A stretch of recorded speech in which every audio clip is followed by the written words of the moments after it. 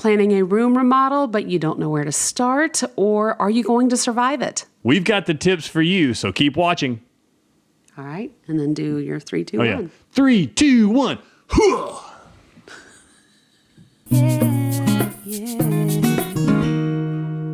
There we go. I've been thinking about that one all morning. All morning? Yeah, all morning. Do you really go ahead and plan your 3, 2, 1s? I plan the 3, 2, 1s more than I plan whatever this content we're about to talk about, which I have no idea what it is. Hey, I'm Jen. And I'm Trent. And this is the Your Home Renewed podcast, where we talk about the why behind the DIYs. And today we are tackling room remodels. Yes. We have done quite a few of those, haven't we? And we've survived all of them.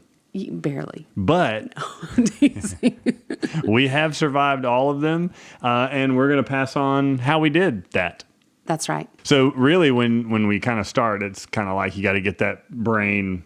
You've got to get into the mindset. You got to focus. Got to get, and even though we don't know sports, it's like you got to get into game mode. That's right. Get into game, man. We don't know sports. Pick up the football and run. Or since we're musicians, it's all about, be ready for the downbeat. That's right. The conductor holds his hand up. Everyone's waiting. That doesn't probably resonate with you as much as, football. So yes, you have to mentally prepare.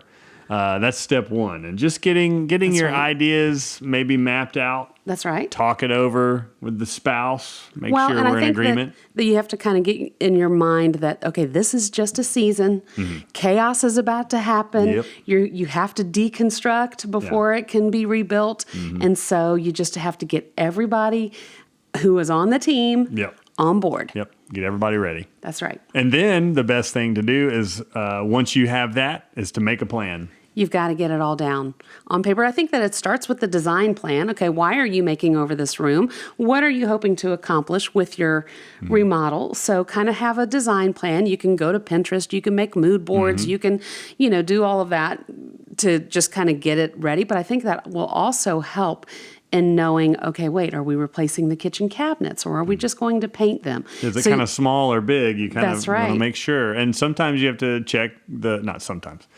You'll have to check the budget. That's right. That's the number one key as well. Does the budget allow for full cabinet replacement, or does budget go, now I got to do paint again? That's right. Well, and then you might have to prepare for daycare or pet sitting. I remember we had a puppy when we were redoing our floors, and we had to completely open up the flooring that went down into the subflooring. Yeah. So there were holes all the way down into the doggy wanted basement. to get in there. So got to keep doggy away. That's right. And then I think the other thing that's also important is keeping some sort of a schedule. Like, I think that, yes, I do love my scheduling, but I think that you do have to have a plan.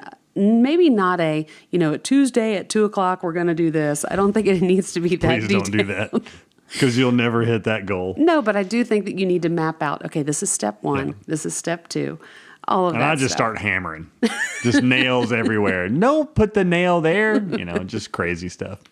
So it is good to know what you're about to do. That's right. Okay, so then you have mentally prepared, you have made a plan. You started the plan, and now you've got to kind of prep the area. Yes. So I think that would be, if you are making over a room where there might be heirloom pieces of furniture, you want to make sure to get those out. Heirlooms. There's an H in there and it never makes sense. Well, I think that, you don't want anything to happen to those heirlooms. Yeah. Heirlooms. Oh, man. Okay, so you would want to make sure to... Unless you hate the heirlooms, and then start breaking it. That's right. So sorry that got broken. Dang, I was going to keep it forever, too. But, it fell over really strangely.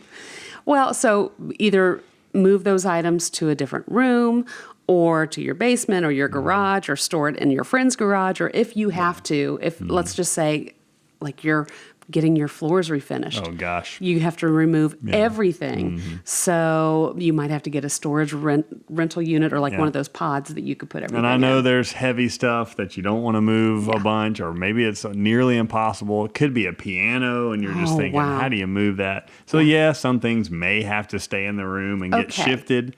first, if it's a piano, and if it is a nice piano, from musician to common person, it's probably, please hire a piano mover. Yeah, it's probably worth getting. Yeah. I mean, because anything can happen. That's right. So don't think, hey, it's fine. We'll just leave it in the room. It could be bad. Okay, so that's just a little That's a little sidebar. Next thing, I mean, one thing we're usually pretty good about is keeping the construction area tidy. You love prep work. That is your favorite part of everything. And a little extra goes a long way in saving you future steps. Yes. So such as your room has a lot of entrances, exits that go to other places of your home, and you're going to be doing a bunch of sanding or drywall work or spraying the paint, using paint the paint or sprayer. something like that. You don't want that traveling out of the room, so it's best to go ahead and plastic it up. Get That's the right. tape, plastic. You call it a Dexter room. Yeah, you kind of dexterize. If anybody you know. And you dexterize the room, you get the plastic out there, and that way it contains the debris a lot better. And then just a little dust will slip under here and there. Right. And the other key, just a little another side, make little doorways. Ooh. Because sometimes you plastic off a main And then walkway, you're stuck. and then you can't get out. So Until the renovation's done. You try to get creative. Yeah. Oh, well, we're here forever. You can make little doorways, so that's helpful too. I've done that. They've Little actually flaps. They've made plastic actual door coverings that have a zipper or a Velcro. Yeah. That you can actually. I don't know how much those are. Or you but- can do it with tape and not spend that money. No, that's true. But yes, as well. they do have it, and if you've got it in the budget. Hey, that could be, That's and right. especially if it's going to be a long term, because the plastic thing's pretty temporary. Yeah. So if it's going to be like month or so long renovation, it might be best to have that That's right. nicer. Well, so you want to have, mask off entrances, use drop cloths. I think another thing that is essential. So if you are doing a job that has a lot of debris, I think it is so important at the end of the day to just take a half an hour and clean up. So that way when you go, when you go back the next day, you have a fresh slate. You don't have to worry about cleaning up the mess from the day before. Because let's be real, you're starting a project and it's a lot of demolition and it's going to get messy. Yeah. And the chaos, it's 24/7. Well, and I think that's where we are a good team. Sorry. So the chaos is 24/7. And so by keeping the debris and the cleanup contained within where the area is and getting it nice, you're not taking that with you when it's time to enjoy the other rooms of your house. That's right. And so, that's my... And I think that's where we work well as a team. You love the prep. I love the cleanup. Yeah. So I think that would be another thing as far as, maybe assign the person. So if you've got a person on the team who bonus tip. That's right. But who is very organized or loves, or maybe they can't do a lot of the physical labor, we'll put them on cleanup duty. That's right. And if it's not anything dangerous, you could even possibly use kids to That's maybe true. come in and help with. That could maybe be a question before you marry someone. Find out their strengths and weaknesses in DIYs. Like, do you think if there was drywall pieces everywhere, would you have enjoyment picking those up? And if they say yes, marry them.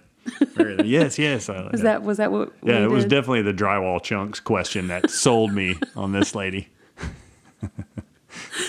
Okay, so that is a great segue into the next topic, which is having a clean space to escape to. I think for mental health and clarity, I think that you have got to have a spot that is untouched where you can get clean, you can, make sure to have some place that is not impacted by the huge construction mess that you're doing. So if that's like even just a TV room, or even if it's a small corner that you can just take a minute, flip through a magazine, take a phone call, whatever it is. Just make sure that you designate some sort of space.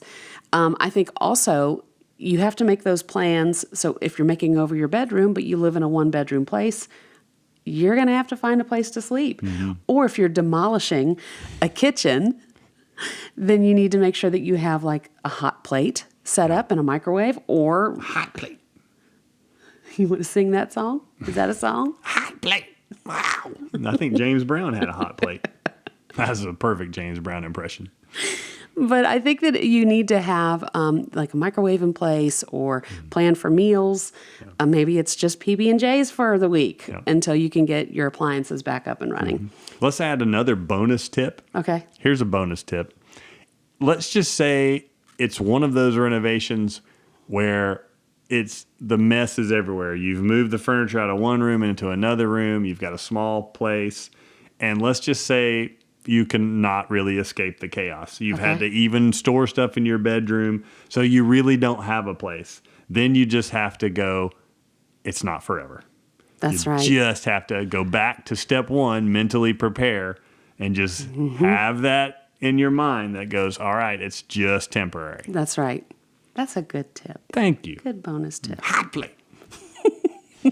Okay, so what about a bathroom?